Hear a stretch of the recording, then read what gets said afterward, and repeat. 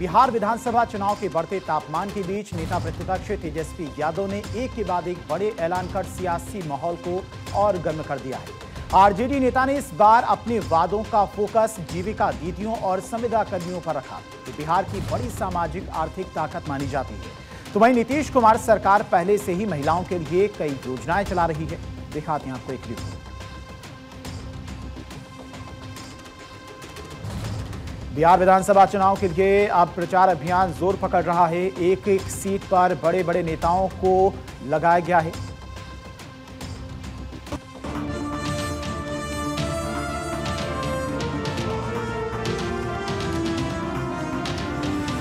बिहार चुनाव के बाद मुख्यमंत्री की कुर्सी पर कौन बैठेगा, ये किसी को नहीं मालूम, लेकिन ये जरूर मालूम है कि किस गठबंधन के जीतने पर कौन मुख्यमंत्री बनेगा। और ये तब भी है जब मुकाबले में आमने सामने दोनों में से किसी भी गठबंधन ने अपनी तरफ से मुख्यमंत्री पद का चेहरा घोषित नहीं किया है। लेकिन इस बार का चुनाव भी नीतीश वर्सेस तेजस्वी ही माना जाने लगा है और चुनाव में एक बार फिर से पार्टियां महिला वोटर्स को लुभाने के लिए जोर आजमाइश में जुटी हुई हैं। क्योंकि बिहार विधानसभा चुनाव में पिछले करीब 20 साल से महिलाएं निर्णायक भूमिका अदा कर रही हैं। साल 2000 के विधानसभा चुनाव से लेकर 2020 के विधानसभा इलेक्शन तक महिला वोटर्स का ट्रेंड काफी अहम रहा। सभी राजनीतिक पार्टियां महिलाओं को अपने पाले में करने के लिए हर संभव दांव आजमा रही हैं। सीएम नीतीश कुमार तो पहले ही महिलाओं के लिए कई योजनाएं राज्य में चला रही हैं। अब तेजस्वी यादव ने भी कई ऐलान के जरिए बड़ा दांव खेला है। चुनावी माहौल के बीच में बिहार में तेजस्वी यादव ने एक के बाद एक बड़े ऐलान कर राजनीतिक तापमान बढ़ा दिया। इस बार तेजस्वी ने जीविका दीदियों और संविदा कर्मियों के लिए कई ऐतिहासिक वादे किए, जिनमें स्थायी सरकारी नौकरी, ब्याज मुक्त लोन, बीमा कवर और न्यूनतम वेतन की गारंटी जैसे कदम शामिल हैं। तेजस्वी यादव ने कहा कि जीविका दीदियों के योगदान को अब तक उचित सम्मान नहीं मिला। उन्होंने आरोप लगाया कि वर्तमान सरकार ने उनकी मेहनत का शोषण किया है।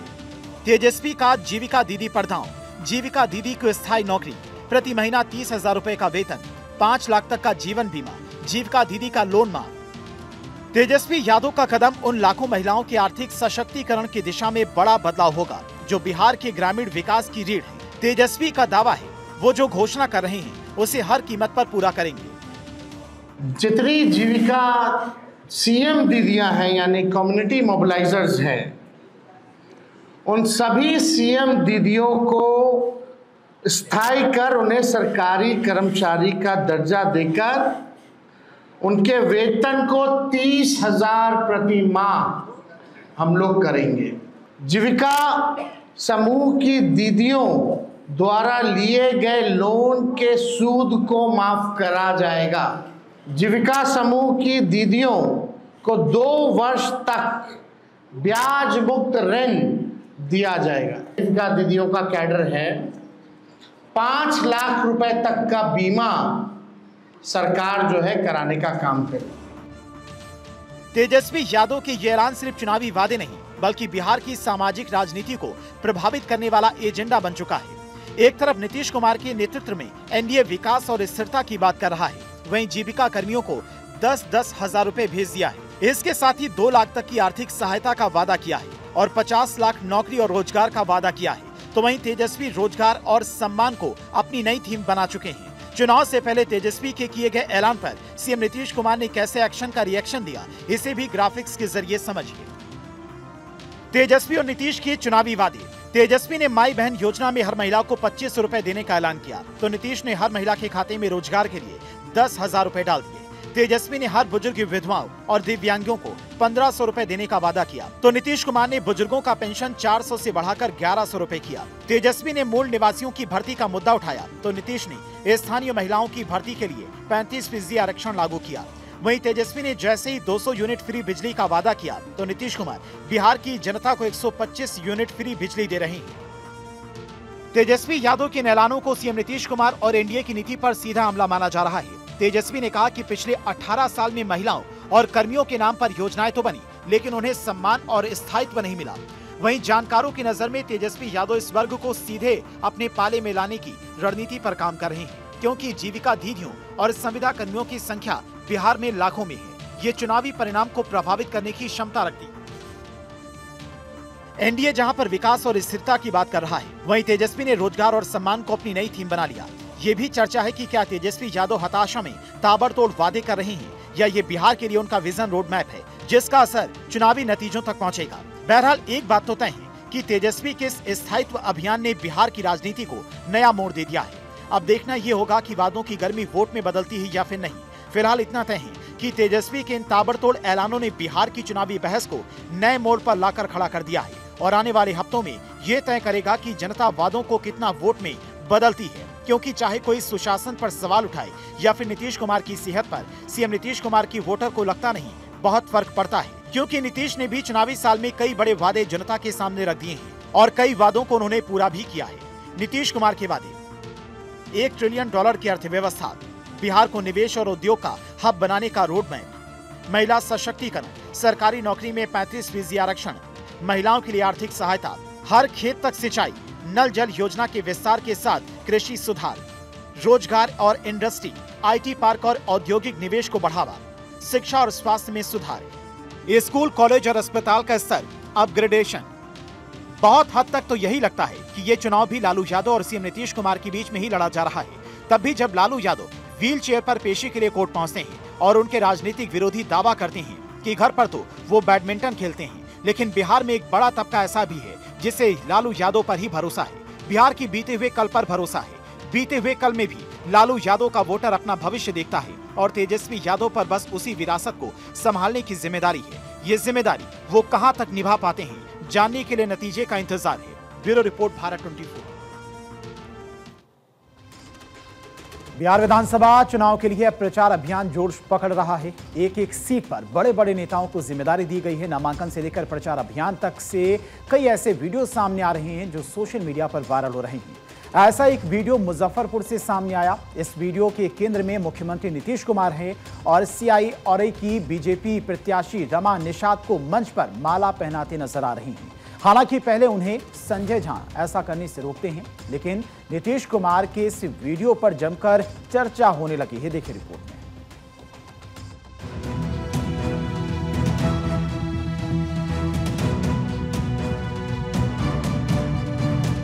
गजब आदमी है भाई, हाथ काहे करते हैं सब लोग। बिहार में आगामी विधानसभा चुनावों को लेकर राजनीति लगातार गर्म है और इसी बीच आरजेडी नेता तेजस्वी यादव ने मुख्यमंत्री नीतीश कुमार पर तंज कसते हुए अपने सोशल मीडिया एक्स पर एक वीडियो शेयर किया है।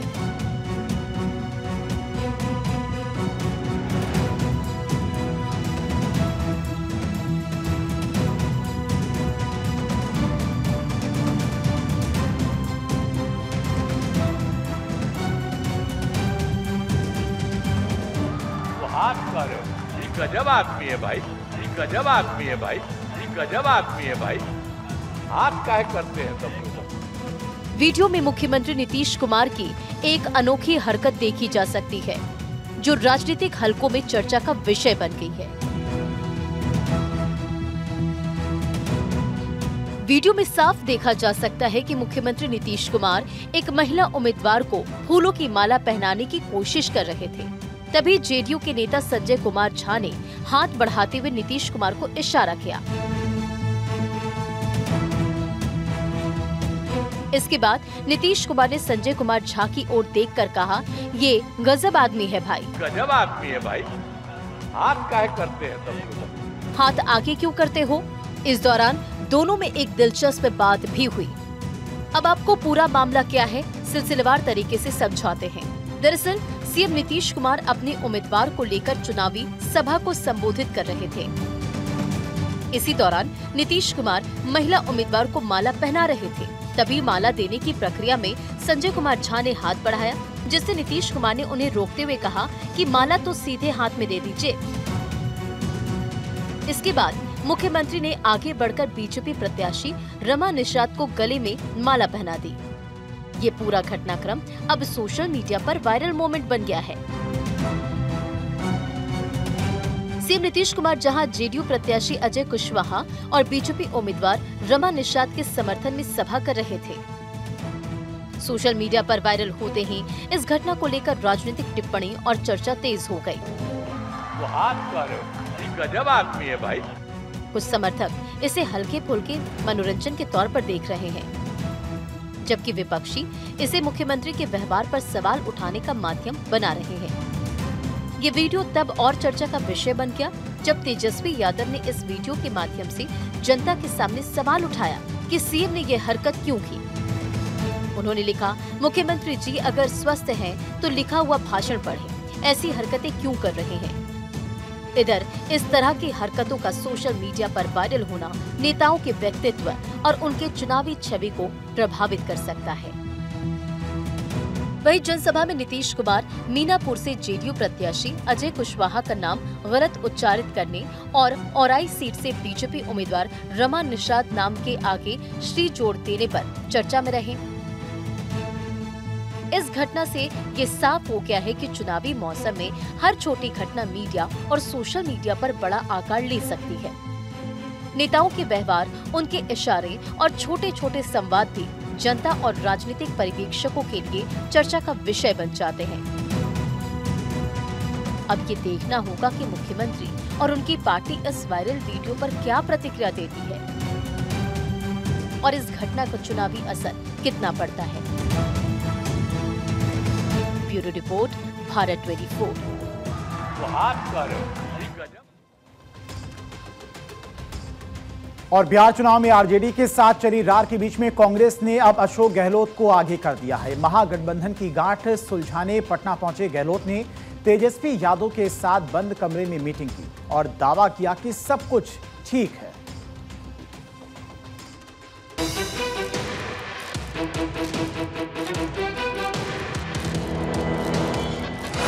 सीटों पर कंफ्यूजन, एक्शन में महागठबंधन। गहलोत सुलझाएंगे महागठबंधन की गांठ। तेजस्वी संग मैराथन मीटिंग, सीटों की हो गई सेटिंग।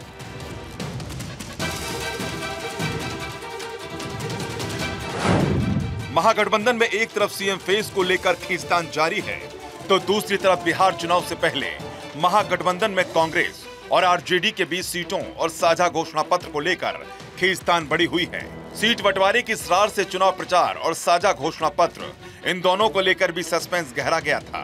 कांग्रेस ने अब बिहार में महागठबंधन की गांठ सुलझाने के लिए ऐन वक्त पर पार्टी के वरिष्ठ नेता और राजस्थान के पूर्व मुख्यमंत्री अशोक गहलोत को मैदान में उतार दिया है। बिहार चुनाव के लिए कांग्रेस के पर्यवेक्षक अशोक गहलोत आज सुबह पटना पहुंचे और आरजेडी प्रमुख तेजस्वी यादव और लालू यादव से उनके आवास पर 1 घंटे तक मुलाकात की। गहलोत के साथ बिहार एआईसीसी के प्रभारी कृष्णा अल्लावरू भी थे। अशोक गहलोत ने लालू और तेजस्वी से अच्छी बातचीत का दावा किया। महागठबंधन की गांठ सुलझाने पटना पहुंचे गहलोत ने तेजस्वी से मीटिंग के बाद ये दावा किया है कि सब कुछ ठीक है। मैराथन बैठक के बाद गहलोत ने दावा किया है कि महागठबंधन में कोई रार नहीं है। साथ ही ये भी बताया कि गुरुवार को होने वाली प्रेस कॉन्फ्रेंस में सब कुछ साफ हो जाएगा।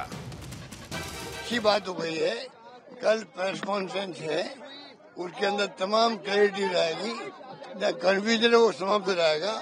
पूरा महागठबंधन एकजुट होकर चुनाव मैदान उतर रहा है। पूरा थोड़ा एक कंफ्यूजन पैदा कर दिया गया, वो दम नहीं है। 243 सीटें हैं बिहार में। अब 243 सीटों में 5-10 सीटों में तो लोकल इश्यू भी होते हैं, कैंडिडेट का परसेप्शन भी होता है और फ्रेंडली फाइट हो सकती है। भाई कोई दिक्कत नहीं। बिहार विधानसभा चुनाव के पहले चरण की विधानसभा सीटों के लिए नामांकन की प्रक्रिया पूर्ण होने के बाद अब चुनाव प्रचार जोरों पर है। विपक्षी महागठबंधन की अगुवाई कर रहे आरजेडी और कांग्रेस के बीच तल्खी बढ़ गई है। सूबे की 12 विधानसभा सीटों पर महागठबंधन के घटक दलों के उम्मीदवार आमने सामने हैं। इनमें 6 सीटें ऐसी हैं जहां कांग्रेस और आरजेडी उम्मीदवार आमने सामने हैं। गहलोत के मुताबिक बिहार में 243 विधानसभा सीटों में से 5 से 10 सीटों पर फ्रेंडली फाइट हो सकती है। इसके साथ ही ऐसी उम्मीद है कि तेजस्वी यादव को महागठबंधन का सीएम चेहरा घोषित किया जा सकता है। अशोक गहलोत का पटना आना सिर्फ एक औपचारिक बैठक नहीं, बल्कि कांग्रेस हाईकमान की ओर से सीटों की गांठ सुलझाने की एक सक्रिय कोशिश है।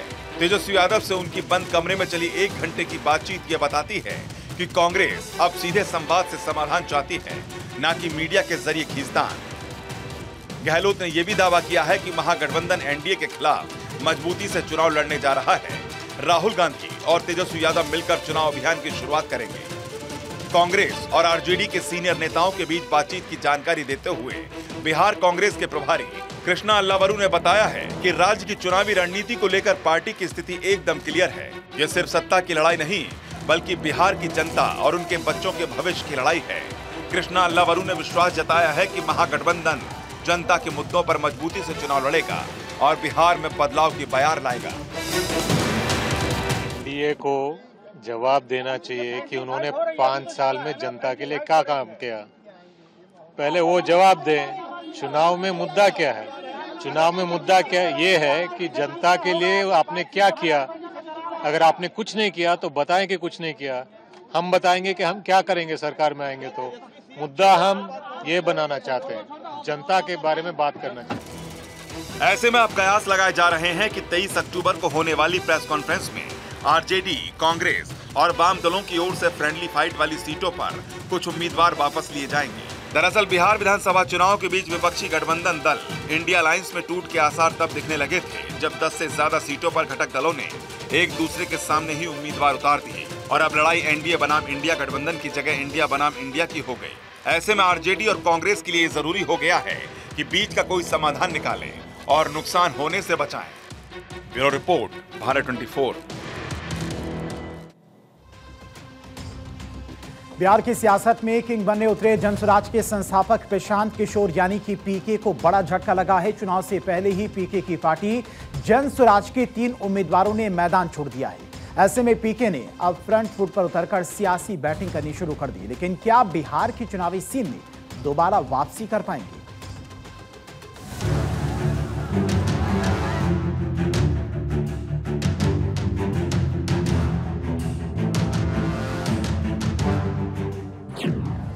पीके के 3 उम्मीदवार चुनाव से पहले छोड़ा मैदान।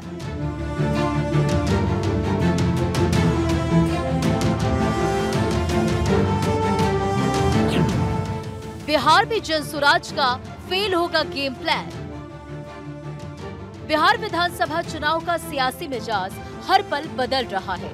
चुनावी रणनीतिकार से सियासी पिच पर उतरे जनसुराज के संस्थापक प्रशांत किशोर ने 3 साल से जमीनी स्तर पर मशक्कत और सूबे की पदयात्रा कर बिहार चुनाव की तैयारी की। जनसुराज ने सूबे की सभी 243 सीटों पर आन बान शान के साथ अपने धुरंधर उम्मीदवार उतारे, लेकिन चुनावी रण में जोर आजमाइश से पहले ही पीके की पार्टी के 3 उम्मीदवार मैदान छोड़कर भाग खड़े हुए।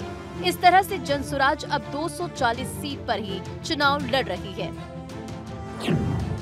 जनसुराज के उम्मीदवार अखिलेश कुमार उर्फ मुतूर शाह दानापुर सीट से नामांकन दाखिल नहीं कर सके। इसके अलावा गोपालगंज में डॉक्टर शशि शेखर सिन्हा ने नामांकन दाखिल करने के बाद अपना नाम वापस ले लिया।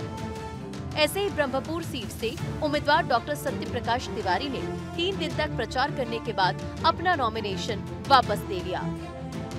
जनसुराज के 3 उम्मीदवारों का चुनाव मैदान से बाहर होना प्रशांत किशोर के लिए बड़ा सियासी झटका माना जा रहा है।